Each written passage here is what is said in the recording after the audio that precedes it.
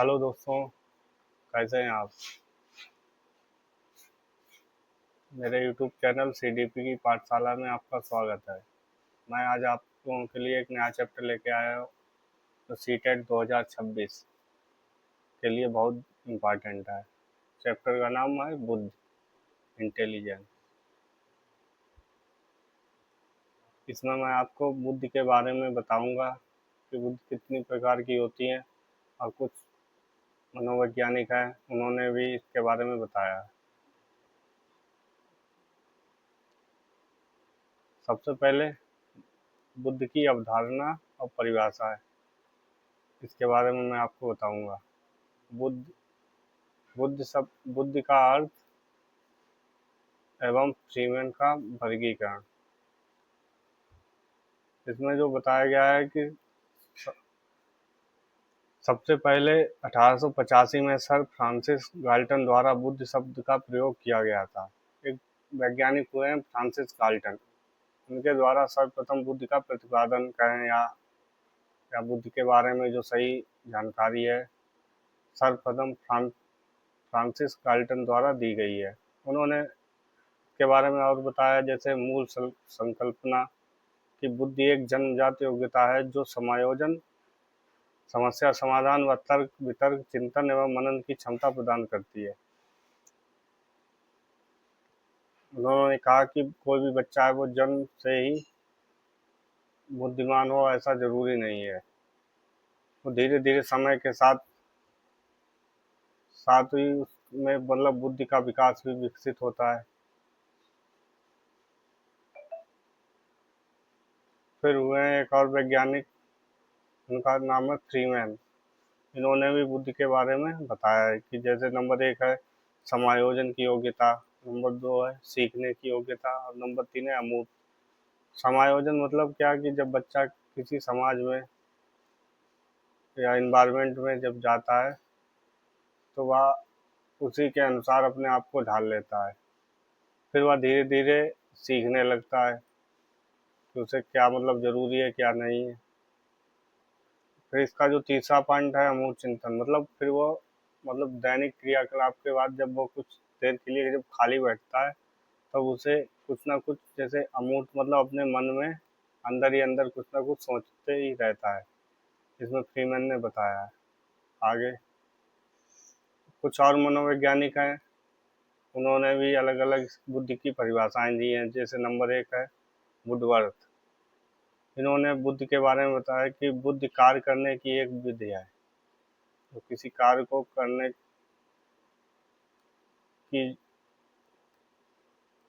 किसी कार्य को करने का जो तरीका मतलब अर्जित किया जाता है उसे ही बुद्धि कहते हैं। एक और हुए वुड्रो, उन्होंने बुद्धि के बारे में बताया कि बुद्धि ज्ञान अर्जन करने की क्षमता होती है। स्पीयरमैन ने भी बताया कि बुद्धि तार्किक चिंतन है। गाल्टन हुए, उन्होंने बुद्धि पहचानने तथा सीखने की शक्ति है, इसके बारे में बताया। एक और हुए मनोवैज्ञानिक मन, उन्होंने भी बुद्धि के बारे में बताया कि नवीन परिस्थितियों को झेलने की मस्तिष्क की नम्यता की ही बुद्धि है। उपरोक्त बातों से जो कुछ निष्कर्ष निकलता है वह इस प्रकार है कि बुद्ध विभिन्न मानसिक क्षमताओं, अनुकूलन, अधिगम और अमूर्त चिंतन का एकीकृत समुच्चय है। मतलब किसी कार्य को करने का जब हम कोई कार्य करना प्रारंभ करते हैं तो उसके बारे में जो सोचते हैं और उसे कहाँ तक मतलब इसे पूर्ण किया जाए, जो कुछ भी हमारे अंदर मतलब जो अंदर जो भी सोचने की क्षमता विकसित होती है वो उसे ही बुद्धि कहते हैं। इसमें बुद्धि के प्रकार बताए गए हैं कि बुद्धि कितनी प्रकार की होती है। एक अमूर्त बुद्धि, दूसरी मूर्त, और तीसरी सामाजिक बुद्धि। अमूर्त बुद्धि में क्या, अमूर्त बुद्धि वाले जैसे कौन कौन से व्यक्ति होते हैं उसके बारे में यहाँ पे बताया कि अमूर्त बुद्धि मतलब इसमें कौन कौन लोग आ जाते हैं। जैसे ज्ञानोपार्जन शब्दों का प्रतीकों व विचारों से संबंधित होता है। जैसे अमूर्त मतलब बुद्धि होता है, जैसे दार्शनिक, फिलोसफर, कवि होते हैं, या चित्रकार या गणितज्ञ, इनके पास जो होती है वो अमूर्त बुद्धि होती है, क्योंकि कोई भी दार्शनिक या फिलोसफर होगा वो कुछ ना कुछ अमूर्त रूप से कुछ ना कुछ सीखता रहता है। कवि है उसके पास भी अमूर्त बुद्धि होती है, क्योंकि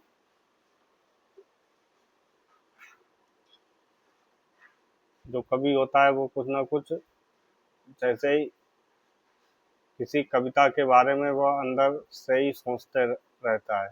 चित्रकार है, चित्रकार में भी अमूर्त बुद्धि होती है। गणितज्ञ है, मतलब जो उनके पास भी अमूर्त बुद्धि होती है। और वो मूर्त कौन बुद्धि में कौन कौन आते हैं, जैसे ठोस वस्तुओं, मशीनों एवं उपकरणों से संबंधित कार्य क्षमता। इसमें आते हैं इंजीनियर हैं, मैकेनिक हैं या कारीगर आते हैं। ये सब आते हैं मूर्त बुद्धि के अंदर। एक एक और इसी का पार्ट है सामाजिक बुद्धि। सामाजिक बुद्धि में आते हैं जैसे नेता, सामाजिक कार्यकर्ता, शिक्षक, राजनेता, ये सब आते हैं सामाजिक बुद्धि में। थर्नडाइक ने भी इन्हीं तीन मतलब बुद्धि के बारे में बताया है, कि जैसे थर्नडाइक ने बताया कि अमूर्त बुद्धि, मूर्त बुद्धि और सामाजिक बुद्धि। थर्नडाइक एवं गैरेट, इन दोनों ने ही बुद्धि की इन तीन मुख्य बातों का वर्गीकरण किया है।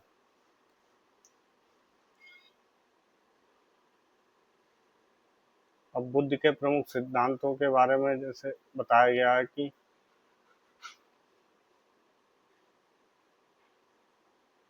जैसे एक कारक एवं द्विकारक सिद्धांत। एक वैज्ञानिक हुए हैं अल्फ्रेड बिने, उन्होंने बुद्धि का एक कारक सिद्धांत दिया है। जैसे बुद्धि एक निरंकुश व अविभाज्य इकाई है जो सभी कार्यों में समान रूप से भाग लेती है। इनका समर्थन जो किया है वो टर्मन एक वैज्ञानिक हुए हैं और स्टर्न, इन्होंने इस बात का समर्थन किया है कि बुद्धि केवल एक ही प्रकार की होती है। बुद्धि एक निरंकुश व अविभाज्य इकाई है जो मतलब जो सभी कार्यों में समान रूप से भाग लेती है।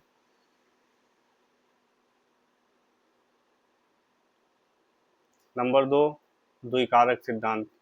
द्विकारक सिद्धांत दिया है चार्ल्स स्पेयरमैन ने। इन्होंने बुद्धि के दो प्रकार बताए हैं। एक बताया जी फैक्टर और दूसरा बताया एस फैक्टर। मतलब जी फैक्टर सामान्य कारक होता है। इसमें क्या होता है कि जन्मजात व सर्वव्यापी मानसिक ऊर्जा, मतलब जो बच्चा जन्म से जन्म लेता है, जो उसके अंदर जो भी बुद्धि होती है वो जन्मजात ही होती है। और दूसरा इसका एक और है यस फैक्टर, मतलब विशिष्ट कारक। मतलब बच्चा जो बड़ा होता है वो सामाजिक वातावरण या दूसरों के साथ वाद विवाद प्रतियोगिताओं के द्वारा जो बुद्धि अर्जित करता है उसे ही विशिष्ट बुद्धि कहते हैं, जैसे यश कारक।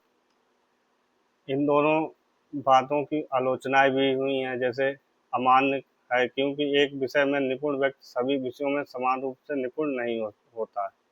एक कारक के बारे में बताया गया है।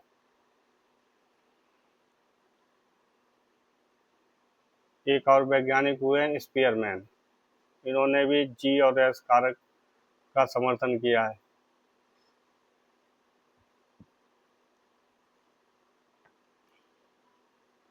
जैसे इन्होंने बताया कि प्रकृति, जो जी फैक्टर के बारे में बताया, कि सामान्य कारक के बारे में बताया और विशिष्ट कारक के बारे में बताया कि जैसे इनकी प्रकृति क्या होती है। जैसे सामान्य कारक है कि जन्मजात, तो बच्चों में जन्म से ही मौजूद होती है जी कारक में। और विशिष्ट कारक में बताया कि अर्जित, मतलब दूसरों पर्यावरण से जो उसने अर्जित की है, इसके बारे में बताया गया है। स्थायित्व, स्टेबिलिटी, यह स्थिर और परिवर्तनहीन होती है, मतलब इसमें कोई भी परिवर्तन नहीं होता है। और विशिष्ट कारक में बताया गया है कि परिवर्तनशील तथा प्रशिक्षण द्वारा विकास योग्य होती है। इसकी उपयोगिता बताई गई है कि सभी मानसिक क्रियाओं में आवश्यक होती है। केवल विशिष्ट कार्यों जैसे गायन, खेल, चित्रकार, मतलब किसी बच्चे में जो गायन मतलब सिंगिंग का मतलब उसमें शौक हो, या खेलने का, या चित्रकारी पेंटिंग करने का, ये सब विशिष्ट कारक में आते हैं। व्यक्तिगत विभिन्नता, जैसे सभी व्यक्तियों में भिन्न भिन्न मात्रा में होती है। विभिन्न और विशिष्ट कारक में बताया कि व्यक्ति की विभिन्न कुशलताओं में भिन्न होती है। इसके बाद जो जी और एस कारक है, स्पीयरमैन के बाद है कि त्रिकारक सिद्धांत 1911। स्पीयरमैन के बाद जी और एस के अलावा एक सामूहिक कारक, ग्रुप फैक्टर भी इसमें जोड़ा गया है। इसे ही त्रिकारक सिद्धांत कहा जा सकता है। अब एक और वैज्ञानिक हुए हैं थॉर्नडाइक। इन्होंने बताया कि बुद्धि एक प्रकार की नहीं होती, दो प्रकार की भी नहीं होती है। इन्होंने बताया कि बुद्धि भी बहुत प्रकार की होती है। बहुकारक सिद्धांत इन्होंने दिया है। थॉर्नडाइक ने स्पीयरमैन का खंडन करते हुए बताया कि बुद्धि असंख्य स्वतंत्र सूक्ष्म तत्वों से भी मिलकर बनी होती है। इन्होंने 6 मूल तत्व बताए हैं। नंबर 1 है आंकिक क्षमता, न्यूमेरिकल। नंबर 2 है शाब्दिक क्षमता। नंबर 3 है दिशा व स्थान का ज्ञान, स्पिरिचुअल। नंबर 4 है तर्क क्षमता, रीजनिंग। नंबर 5 है स्मृति शक्ति। नंबर 6 है भाषा योग्यता। थॉमसन या जॉनसन से ने इसे प्रजातांत्रिक बुद्धि का भी सिद्धांत कहा है। इसी का एक दूसरा नाम है प्रजातांत्रिक बुद्धि सिद्धांत। जब थॉर्नडाइक ने 6 प्रकार की बुद्धि बताई है,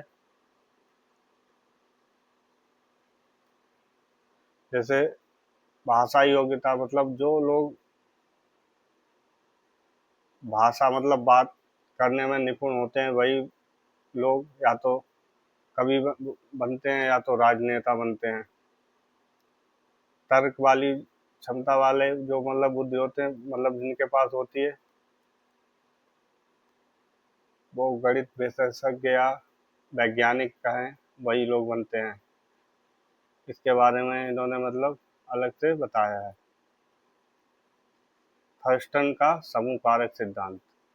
एक और मनोवैज्ञानिक हुए थर्स्टन। उन्होंने 1938 में अपनी जब पुस्तक प्राइमरी एंड मेंटल एबिलिटी में बुद्धि के 13 तत्वों का समूह बताया, जिसमें 7 प्राथमिक मानसिक क्षमताएं हैं। नंबर 1 है शाब्दिक अर्थ क्षमता, शब्दों के अर्थ को समझने की क्षमता। नंबर 2 है शब्द प्रवाह क्षमता, तेजी से शब्द की प्रयोग की क्षमता। नंबर 3 है स्थानिक क्षमता। नंबर 4 है अंकगणितीय क्षमता, त्वरित गणित गणना है। नंबर 5 है तर्क क्षमता, अमूर्त नियमों की खोज करना। नंबर 6 है स्मृति क्षमता। नंबर 7 है प्रत्यक्ष ज्ञानात्मक क्षमता। इस पे एक मनोवैज्ञानिक हुए कैली। कैली ने crossroads in the mind of man पुस्तक में बुद्धि के 9 प्राथमिक कारक माने हैं। हावर्ड गार्डनर हावर्ड गार्डनर का बहुबुद्धि सिद्धांत।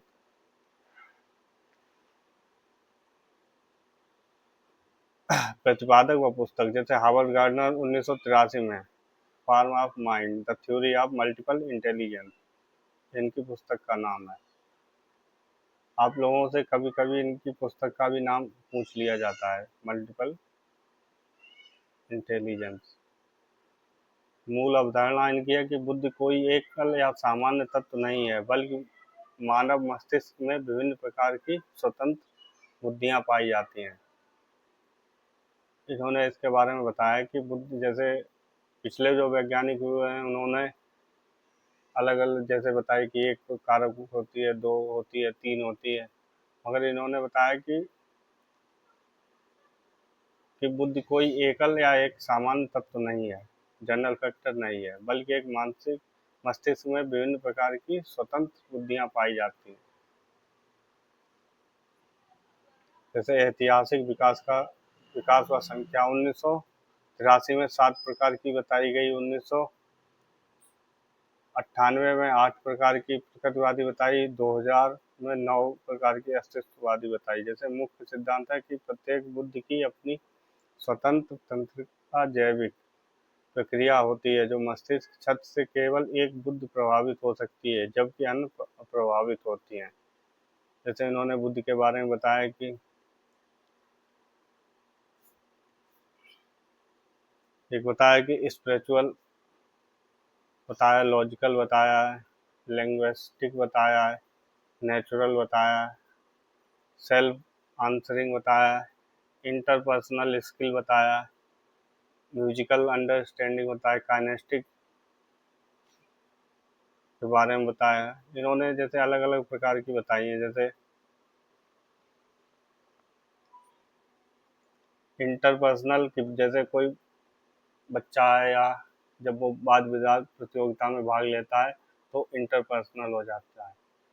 और इसी सेल्फ आंसरिंग, इसी को हम बोलते हैं इंट्रापर्सनल। इंटर और इंट्रा। नेचुरल स्मार्ट, जैसे कुछ लोग जैसे प्रकृति प्रेमी होते हैं वो इस प्रकार की बुद्धि में आते हैं। म्यूजिकल में आते हैं, जैसे जो लोग संगीत को ज़्यादा पसंद करते हैं वो सब इसमें म्यूजिकल में आते हैं। स्पिरिचुअल मतलब जो ज़्यादातर कहें कि ज्ञान ध्यान वाली बातें मतलब करते हैं वो स्पिरिचुअल में आते हैं। लॉजिकल रीजनिंग, जैसे जो गणितज्ञ होते हैं, गणित विशेषज्ञ या वैज्ञानिक हो गए, वो सब इसमें आते हैं। कई अनेक प्रकार की इन्होंने बुद्धि के बारे में बताया है। जैसे हार्वर्ड गार्डनर हैं, इन्होंने 9 प्रकार के मतलब बुद्धि के बारे में बताया है। जैसे एक भाषाई बुद्धि है, जैसे शब्दों के अर्थ, क्रम, लय तथा भाषा की सूक्ष्मताओं को समझने व अभिव्यक्त करने की क्षमता। इन्होंने भाषाई बुद्धि के बारे में बताया हार्वर्ड गार्डनर। जैसे इसमें आते हैं कौन कौन लोग आता है, कवि हैं, लेखक हैं, पत्रकार, वकील, शिक्षक, ये भाषाई बुद्धि के बारे में आते हैं। एक होता है लॉजिकल, तर्क वितर्क, गणितीय गणनाएं, वैज्ञानिक जांच व आमूल संबंधों को समझने की क्षमता। इसमें आते हैं वैज्ञानिक हो गए, गणितज्ञ हो गए, प्रोग्रामर हो गए, ये सब लॉजिकल बुद्धि वाले में आते हैं। एक आते हैं स्पिरिचुअल स्थानिक, जैसे दृश्य व स्थानिक दुनिया को मानसिक रूप से निरूपित करने व आकृतियों को पुनर्गठन करने की क्षमता। जैसे मूर्तिकार हो गए, इसमें चित्रकार हो गए, वस्तुकार, नाविक हो गए, विमान चालक हो गए, ये सब स्पिरिचुअल में आते हैं। संगीतमय में आते हैं, जैसे म्यूजिकल में जो मतलब संगीत प्रेमी होते हैं वो सब इसमें आते हैं। जैसे संगीतकार हैं, वाद्यकार हैं, ये सब आते हैं। काइनेस्टिक में आते हैं, जैसे अपने संपूर्ण शरीर या अंगों को नियंत्रण व लचीलेपन एवं सूक्ष्म गत्यात्मक प्रयोग, जैसे एथलीट, नर्तक, शल्य चिकित्सक, खिलाड़ी, ये सब आते हैं काइनेस्टिक में।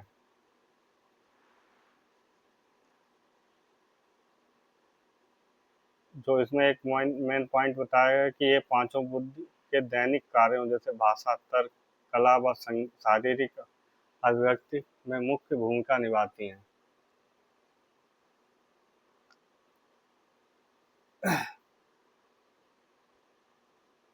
जो इन्होंने इन्होंने 9 प्रकार बताए, तो जो इसमें 6 नंबर पे आता है इंटरपर्सनल, मतलब वो दूसरे के मनोभाव, इच्छाओं, प्रेरणाओं को समझने व प्रभावकारी सामाजिक संबंध बनाने की क्षमता। जैसे नेता, शिक्षक, राजनेता, सामाजिक कार्यकर्ता या परामर्श, मतलब दूसरों की बातों को पहचान सके, वो सब इंटरपर्सनल में आता है। इंट्रापर्सनल मतलब स्वयं, सेल्फ वाले, तो स्वयं की भावनाओं, समर्थन, सीमाओं व आत्म चेतनाओं की गहन सूक्ष्म समझ। जैसे दार्शनिक हो गया, आध्यात्मिक गुरु हो गए, वो सब इसमें आते हैं। एक आते हैं प्रकृतिवादी बुद्धि।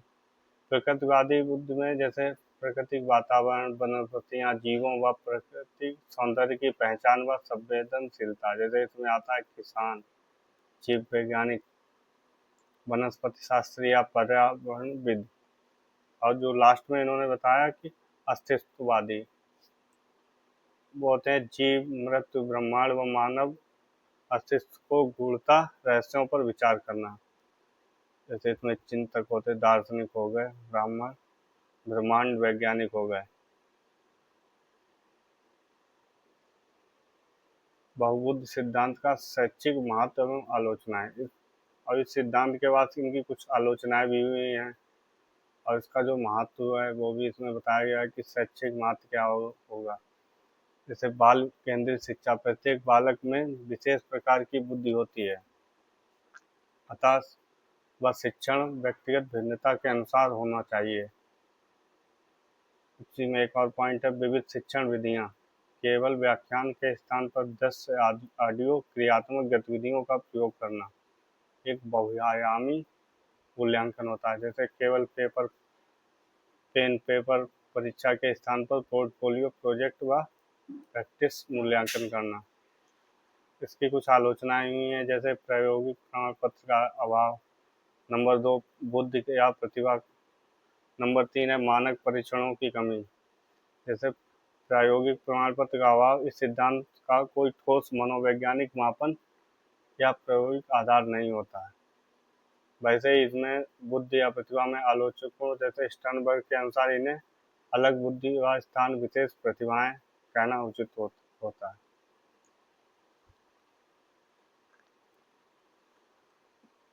इसी का एक और पार्ट है कि बुद्धि के आधुनिक व त्रिआयामी सिद्धांत। त्रिआयामी सिद्धांत किसने किसने दिया है? वो गिलफोर्ड ने दिया, थॉमसन दिया, कैटल ने दिया, स्टर्नबर्ग ने दिया। गिलफोर्ड का त्रिआयामी सिद्धांत, जेपी गिलफोर्ड ने बुद्धि को 3 विमाएं मतलब तथा कुल 120 से बढ़कर 180 कारक बताए हैं। जैसे नंबर 1 है विषय वस्तु। विषय वस्तु में क्या बताया कि आकृत, संकेत, शाब्दिक और व्यवहार के बारे में बताया गया है। मानसिक संक्रियाएं, इसमें क्या बताया कि संज्ञान, कॉग्निटिव मतलब बच्चे में जब कोई अलग से समझ उसके अंदर जब विकसित होती है, उसे ही संज्ञान के बारे में बताया गया है। संज्ञान है, स्मृति है, अभिसारी चिंतन है, अपसारी चिंतन है, मूल्यांकन है। उत्पाद के बारे में बताया कि इकाई है, वर्ग, संबंध, प्रणाली व रूपांतरण व निष्कर्ष के बारे में बताया गया है। कैटल व थॉमसन का सिद्धांत। कैटल ने बताया कि तरल व ठोस बुद्धि सिद्धांत, आरवी कैटल,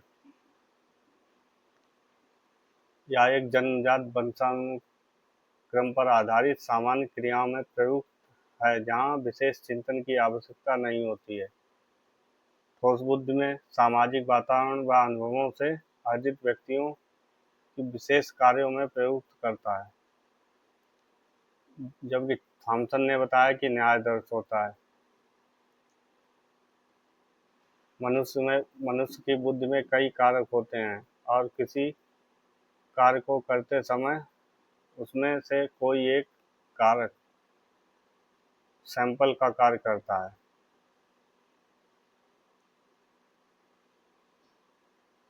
स्टर्नबर्ग का त्रितंत्र सिद्धांत, इनकी एक पुस्तक है, उसके बारे में इन्होंने बताया कि बुद्धि में 3 उप सिद्धांत व 3 प्रकार की बुद्धि होती है। एक घटकी बुद्धि, दूसरी होती है अनुभाविक बुद्धि और नंबर 3 है सांदर्भिक बुद्धि। घटकी बुद्धि के बारे में सूचनाओं का विश्लेषण व समस्या समाधान, इसमें अधिघटक, निष्पादक घटक व ज्ञानार्जक घटक शामिल होता है, मतलब क्रिटिकल थिंकिंग वाले, आलोचनात्मक। अनुभविक बुद्धि में बताया कि समस्या समाधान हेतु अनुभवों का सृजनात्मक उपयोग या बुद्धि नवीन खोजों व सृजनशील व्यक्तियों में पाई जाती है। नंबर 3 है सांदर्भिक बुद्धि, दिन प्रतिदिन की वातावरणीय चुनौतियों का सामना करना, शीघ्र ही अनुकूलन स्थापित करना, ये सब सांदर्भिक बुद्धि के बारे में बताया गया है। इसी का एक और पार्ट है कि बुद्धि मापन व बुद्धि लब्ध एवं परीक्षण। बुद्धि मापन का सूत्र सबसे पहले किसने दिया? इसके बारे में बताया कि मानसिक परीक्षण शब्द का प्रयोग जेम्स कैटल ने 1890 में दिया, जबकि बुद्धि परीक्षण का प्रयोग अल्फ्रेड बिनोय ने 1905 में दिया है। मानसिक आयु का संप्रत्यय अल्फ्रेड बिनोय ने 1908 में भी दिया है, जबकि बुद्धि लब्ध IQ का प्रथम सूत्र है विलियम स्टर्नबर्ग ने 1912 में दिया। आईक्यू का सूत्र होता है आईक्यू बराबर एम ए अपान सी ए, मतलब वास्तविक आयु अपान मानसिक आयु अपान वास्तविक आयु। जबकि टर्नर ने इस सूत्र में एक संशोधन भी किया है, आई क्यू बराबर M A upon C A into 100।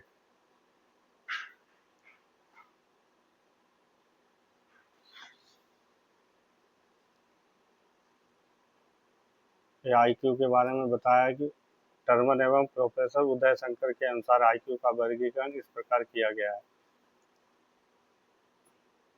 140 से अधिक, मतलब जिन बच्चों का आईक्यू होगा होगा वो प्रतिभाशाली बच्चे होंगे। 120 से 140 वाले अति प्रखर, मतलब वेरी सुपीरियर। 110 से 120 प्रखर बुद्धि वाले बच्चे होंगे। 90 से 110 वाले औसत व सामान्य, मतलब एवरेज बच्चे होंगे जिनका आईक्यू 90 से 110 होगा। जिन बच्चों का आईक्यू 75 या 80 से 90 तक होगा वो मंद बुद्धि वाले या पिछड़े बुद्धि वाले बच्चे होंगे। जिन बच्चों का आईक्यू 80 से 50 से या 80 के बीच होगा वो निर्बल या क्षीण, और 25 से कम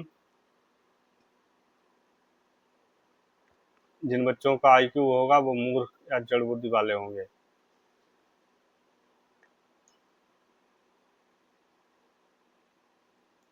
बुद्धि परीक्षणों का वर्गीकरण। व्यक्तिगत शारीरिक परीक्षण, जैसे एक समय में एक व्यक्ति हेतु, जैसे भाषा पढ़ने लिखने शिक्षित लोगों के लिए उपयोगी होती है। उदाहरण जैसे विनय साइमन परीक्षण, स्टैनफोर्ड विनय।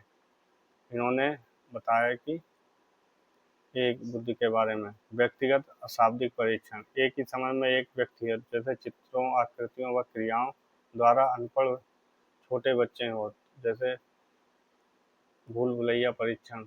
नंबर 3 है सामूहिक या शाब्दिक, जैसे एक साथ बड़े समूह हेतु परीक्षण, इसे ही सामूहिक परीक्षण कहते हैं। इसमें आर्मी अल्फा परीक्षण या आर्मी बीटा परीक्षण ये सब इसमें बताया गया है। प्रमुख प्रचलित बुद्धि परीक्षण होते हैं जैसे विनय साइमन बुद्धि परीक्षण।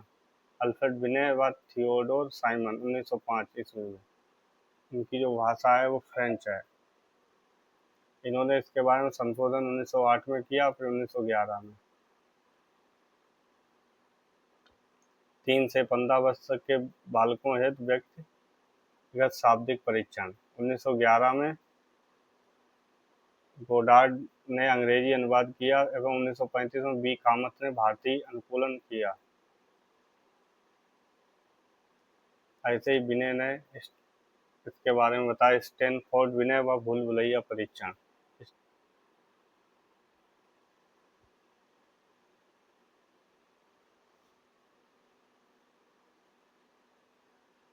अगर आप लोगों को मेरी क्लास अच्छी लगी हो तो लाइक करें, सब्सक्राइब करें।